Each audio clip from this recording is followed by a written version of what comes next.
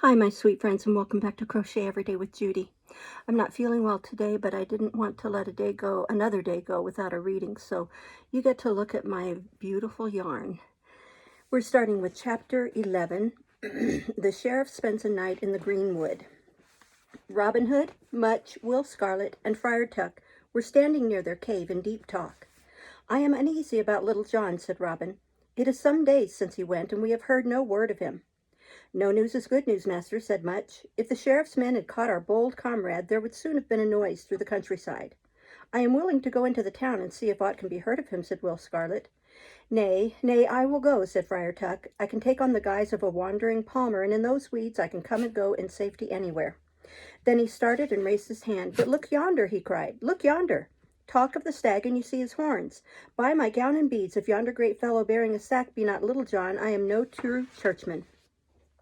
His companions turned quickly and set up a shout of joy as the huge archer strode up to the spot. "Brave lad," cried Robin Hood. "By Our Lady, Little John, but I am glad to see thee back. And what tidings dost thou bring from Nottingham?" "I bring, master, the sheriff's greetings," said Little John, bowing. "I also bring the sheriff's cook," and he pointed to his companion and bowed again. "And moreover," he went on, "I also bring the sheriff's treasure." He bowed once more, swung down the sack to earth, and its contents tinkled and jangled cheerfully. His comrades shouted applause and laughed aloud to see the beautiful silver vessels and the store of money which were drawn from the sack. "I fear thou hast brought none of these with the sheriff's good will," chuckled Robin Hood, and at that moment up ran Will Stutely with news. "Master," cried Will, "as I live, excuse me, the sheriff himself is hunting in Holly Chase. I have seen the train sweeping along under the trees and have run to warn you." "Say you so, Will?" cried Little John. "Then on the faith of an archer, I say that we have the sheriff's cook, we have the sheriff's treasure, and now we will have the sheriff himself." And away went Little John into the forest as fast as he could run. Little John never stayed his flying feet until he came to Holly Chase, and here he found the sheriff riding slowly along in deep dudgeon. Hounds were baying and horns were blowing, but there was no sign that the huntsmen had met with any success. Little John hastened up to the sheriff and bent low before him. "Save you, my lord, save you," cried Little John. "Ha, Renaud Greenleaf," said the sheriff, "where hast thou come from?" "I have followed you to the forest, my lord," cried Little John. "What sport? What sport, Sir Sheriff?" None, good Greenleaf," replied the sheriff. "We have spent the day with hound and horn, and yet never a deer have we brought to bay." "Why then, my lord, let me show you game," cried Little John. "I have been in this forest, and there did I see a fair sight, surely a fairer my eyes never beheld." It was a mighty hart of a green color, and with him 70 in a herd. "His horns were so keen, master, that I dared not shoot at him for fear that he should set on me and slay me." "A wondrous sight indeed, Renaud Greenleaf," quoth the sheriff, "and one that I fain would see. Lead me to that spot." "That will I at once, master," said Little John. "Wend with me, and I will give you a fair sight of that great hart." Little John ran back at so smart a pace that the sheriff was forced to put his horse to a gallop, and so master and man outstripped the rest of the company. Presently they came to a break in the trees, and there stood Robin Hood and Lincoln Green, his bugle in his hand. "Lo, master," cried Little John, "here be the mighty hart." And now Robin Hood sounded a note on the bugle, and at once 70 archers sprang from the cover of the trees and hailed the sheriff with a great shout which made the woods ring. Excuse me. The sheriff's men heard that shout and fled, but the sheriff was in the midst of the outlaws and knew that he was a captive. The sheriff glanced about him in consternation. "Woe betide thee, Renaud Greenleaf," he muttered. "Thou hast betrayed me, but thou shalt suffer for it. "I vow, master," said Little John, "that you are to blame. For if you had ordered your household better, I should have had my dinner at the proper time, and this would not have happened." "Welcome to the greenwood, sheriff," said Robin, but the sheriff still pulled a very sour face, and looked as if he feared what kind of welcome he would get. But he could not escape, and now Little John seized the bridle of his horse and marched forward, and the outlaws followed behind. A march of 3 miles brought them to an open space in the very heart of the forest. Here a great fire blazed in the center of the clearing, and a merry frizzling sound smote on the ears.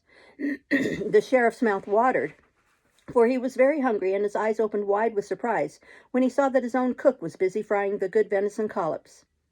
"You shall have supper with us, sheriff," cried Robin Hood. "Our fare is but plain, but hunger will be a kingly sauce to this kingly feast, for such it must be when we sup on the king's deer." The sheriff sat down on the foot of an oak and looked round with a harassed air. He had made many attempts to seize these fellows, and now they had seized him. He knew their deaths would have been certain had they fallen into his hands, and he felt his head sit very uneasily on his shoulders now that he was in their power. Presently Robin Hood came up to him. To supper, Sir Sheriff," he cried. "Come, the good venison awaits us." The sheriff went at once, for he was very hungry, and besides he began to hope that the outlaws might spare his life. It seemed unlikely that they meant great harm to him if they began by offering him a good supper. The meal was laid on the turf, and at first sight of the dishes the sheriff gasped in surprise. The venison collops were being served on dishes of solid silver. "Marry," quoth the sheriff, "here be splendor for the greenwood. I vow that these outlaws eat off plates of silver. The king himself could not be more finely served." But when the sheriff looked closer and saw that it was his own silver service, his jaw dropped in such a fashion that all the outlaws burst into a great roar of laughter, so comical was the swift change of his face. "What is this?" he roared, purple with fury. "Mine own silver treasure! I thought it safe in my treasure chamber, and it is here in the hands of runagate knaves. Ah, Renaud Greenleaf, I doubt me thou art at the bottom of this." The great fellow grinned at the sheriff and said, "Call me Little John, Sir Sheriff. I have done with the other name as a man casts off an old cloak." Little John! The sheriff's eyes glittered savagely to think how he had been cozened and cheated.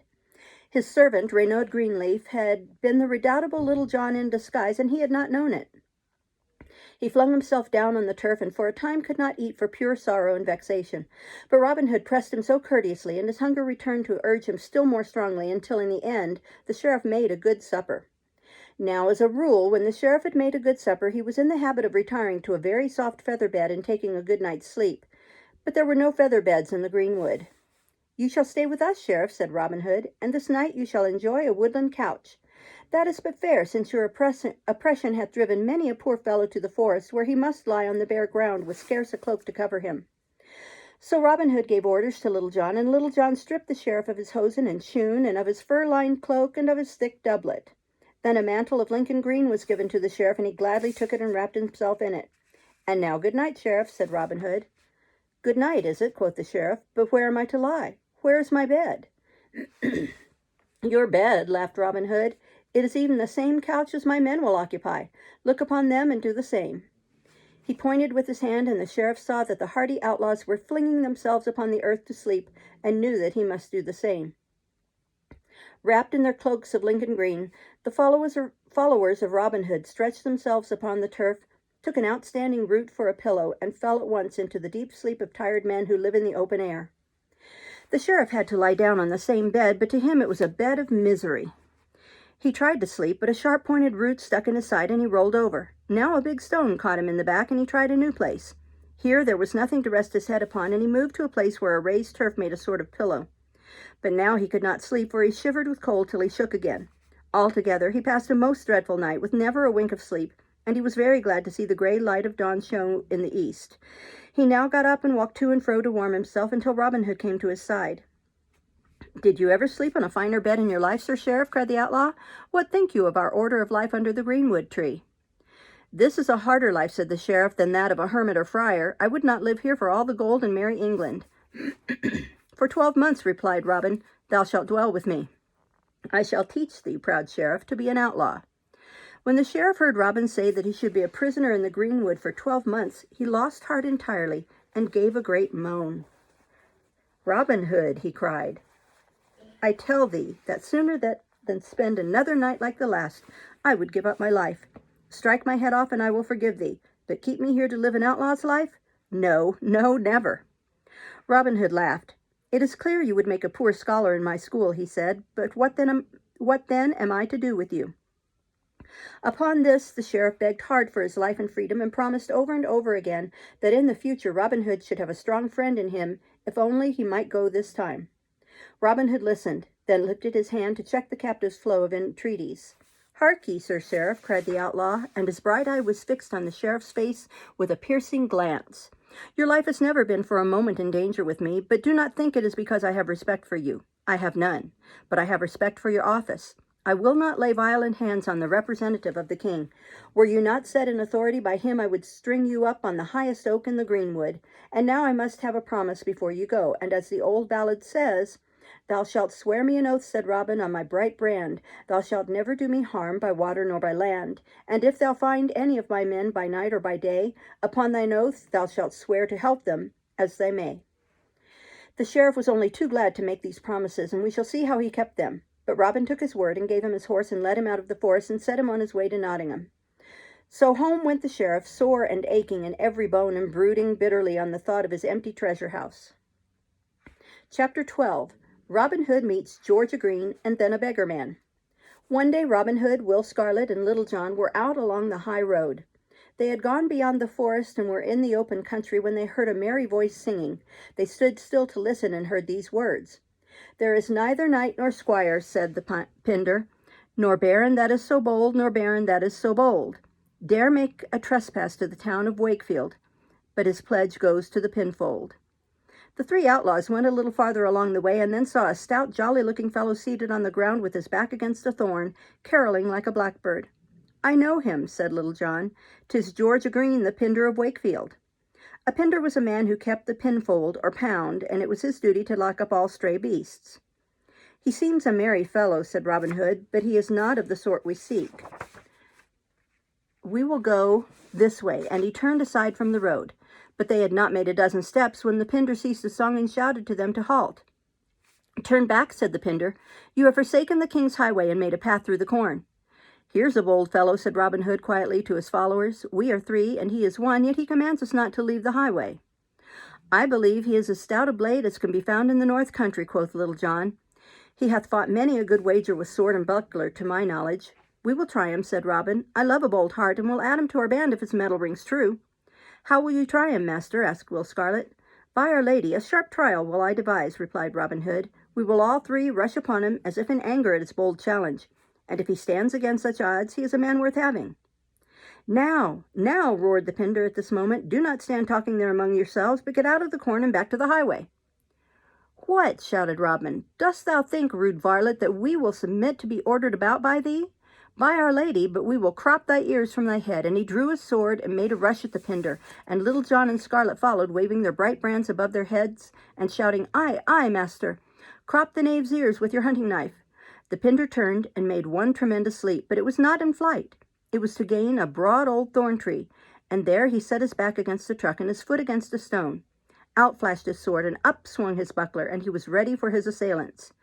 They dashed upon him, and their swords clattered on his buckler, for as swiftly as they struck at him, he caught the blows with wonderful deftness on his shield of steel. Nor did he fail to get in such swinging cuts in return that the outlaws came very near to being paid back in their own coin. It was not long before Robin Hood was satisfied that George a Green was indeed a stout man of his hands. Hold thy hand, cried Robin Hood, and my men will do the same. Verily, this is one of the best Pinders I ever tested by the sword. So the contest came to a pause, and the Pinder was glad to have a chance to fetch a few breaths and lean on his sword. Nevertheless, he kept a wary eye on the three outlaws, and was ready at any instant to take to blade and buckler again. Come, said Robin Hood, you are a man after my own heart, Pinder. Will you follow me? Whither? Cried the Pinder. To the merry greenwood, replied Robin, where my lusty fellows chase the deer through the forest glades and live a life of jolly freedom. And who are you? Cried the Pinder. I am Robin Hood, said the outlaw. The Pinder thrust his sword into the scabbard, flung aside his buckler, stepped forward, and put his hand into Robin's. I am your man, he said at once. I have wished for many a day to meet you, and I love a wild, free life. Enroll me in your band. I will, good fellow, cried Robin Hood gladly, and these shall be your companions. They are Little John and Will Scarlet. Aye, Little John, I thought it was you, said the Pinder, taking the giant's hand. I have seen you in Wakefield in the old days, before you took to the greenwood. Little John and Will Scarlet shook hands with their new comrade, and then all four sat down under the thorn and ate from a bag of food with which the Pinder was provided. When the bread and beef and ale had been dispatched, Robin Hood said to his three followers, Stay you here and watch the road. I shall walk a little farther, and if I meet with no adventure, I shall be back anon. And if we meet with no adventure, master, said Little John, what then? Oh, you may follow me, said Robin Hood. So the three men remained chatting under the thorn, and Robin went on his way along the road. Within 2 miles, the road he was following ran into another, and at the meeting of the ways, Robin stood for a good while. At length he saw a beggar come marching with long, even stride. The beggar was coming toward Robin, and the latter stood and watched him. By my faith, thought the outlaw, yonder fellow goes with sturdy step, and he has a stiff, heavy crab-stick in his hand. I have heard that a strong rogue such as yon will often pick up valuable things, and that a dirty bag may often have a load worth lightening. I will have a few words with him. So Robin placed himself in the path and waited for the beggar. The latter had seen the outlaw, but he came on with the same long, even stride, neither faster nor slower. The nearer he got, the plainer it was to be seen that he might prove a very awkward customer to tackle. His rags flew in the wind, and through the rents his brown arms and legs showed thick and muscular. His ragged cloak was patched in every color of the rainbow, and on his head were 3 old hats jammed down, one on top of the other. Round his neck hung a great bag buckled to a stout strap of leather. "Tarry, my friend," said Robin, "tarry and speak with me." The beggar made no sign that he had heard a word, and pushed straight ahead without slackening his stride. Then Robin sprang straight in front of the beggar and said, "Nay, but tarry thou must." "By my troth," said the beggar, "but I have no fancy to obey you. Let me tell you that I have far to go today, and I have no mind to reach my lodging-house late, for then, look you, the supper would all be eaten, and I should look wondrous foolish to be too late for the last meal." "All very fine," said Robin. "You are very careful about your own supper, but what of mine? Come, lend me some money, and I'll betake myself at once to the nearest tavern."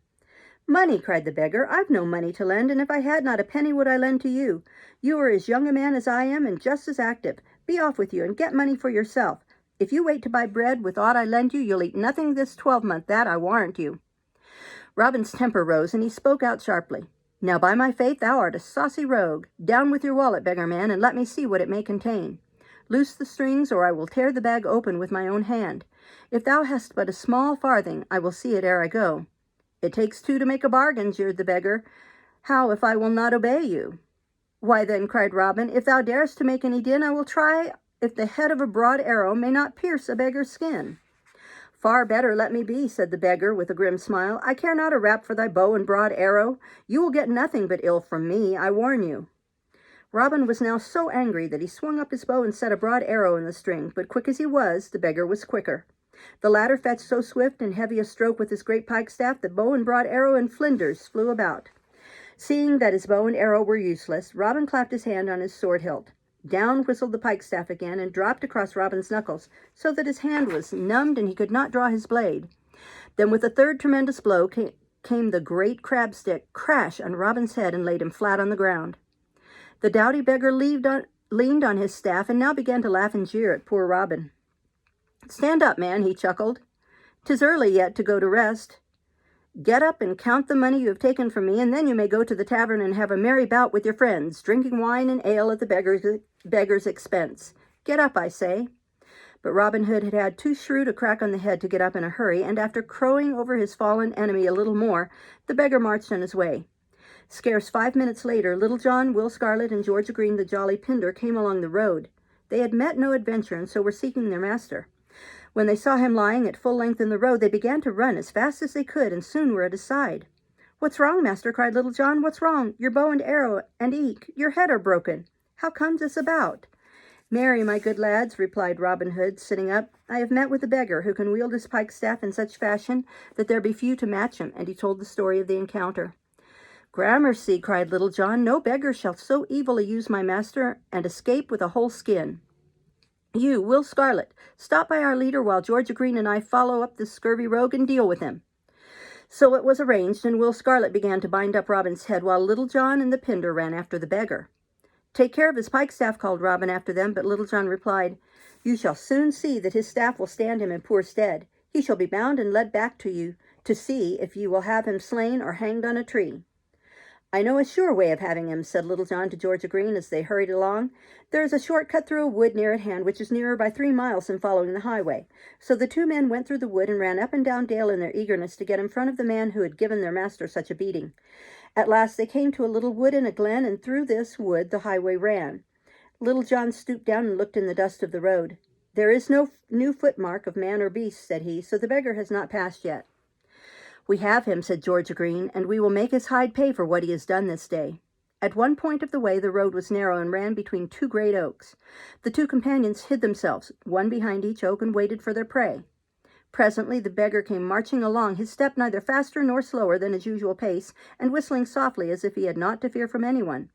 But if he strode between the oaks, Little John and George were upon him at a bound. Little John mastered his formidable staff, and George o' Green whipped out a dagger and held it at his breast. "False rascal," cried George, "give up your staff, or this dagger will be thy portion." The beggar loosed his staff, and Little John took it and struck it in the turf by its iron-shod point. "Grant me my life," cried the beggar, finding himself helpless in the grip of these two powerful men. "Hold away that ugly knife, or I shall die of fear. What harm have I ever done to you that you should slay me?" "Harm!" cried Little John. "Harm enough, thou ragged rogue. Thou hast come near to slaying the gentlest man and best master that ever was born. So thou shalt be led back, fast bound, to see if he will have thee slain with a dagger or hanged to a tree." But the beggar continued to plead for his life. "Brave gentleman," he said, what good will it do to you to take a poor beggar's life? Let me go, and I will give you the 100 pounds and some odd silver which is hidden at the bottom of my bag. It is the savings of many years, but 'tis better for a man to part with his money than his life." "Hearken to the rogue," cried George o' Green. "He hath 100 pound and more in his beggar's bag. We'll never judge a man by his looks, say I." "'Tis no surprise to me," said Little John, "for I have often known a ragged cloak cover riches in these unsafe days. But come, man, turn out thy store, and let us see this money." "Gladly will I do that," cried the beggar, and unstrapped his great leathern wallet and let it down on the ground with care, as though it was very heavy.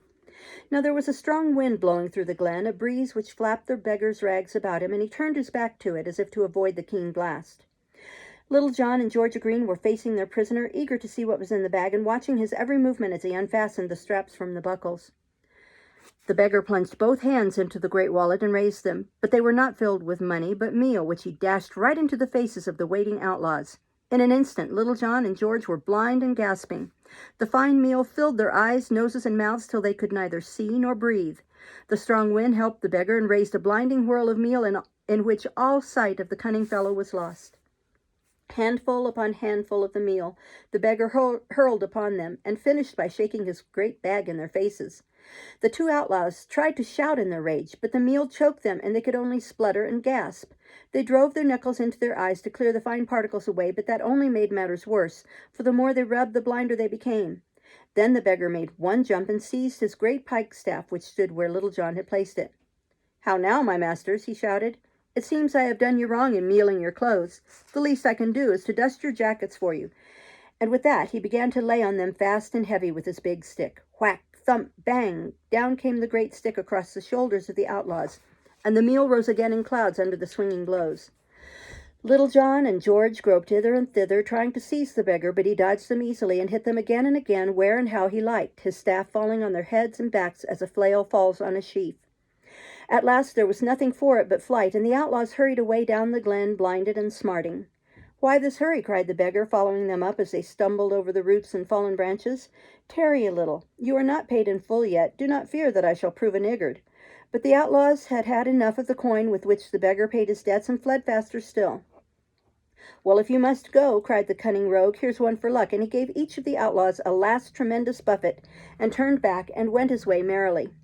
When Little John and George o' Green found that they were really free of this terrible beggar, they stopped at a spring and washed the meal from their eyes. But when at last they could see, there was no sign of their assailant. He had taken to the woods and vanished completely. So there was nothing for them to do but to return to their master and Will Scarlet. "Why," said Robin Hood, "how is this? Ye went after a beggar, but I think ye have been at the mill, for your clothes are full of meal."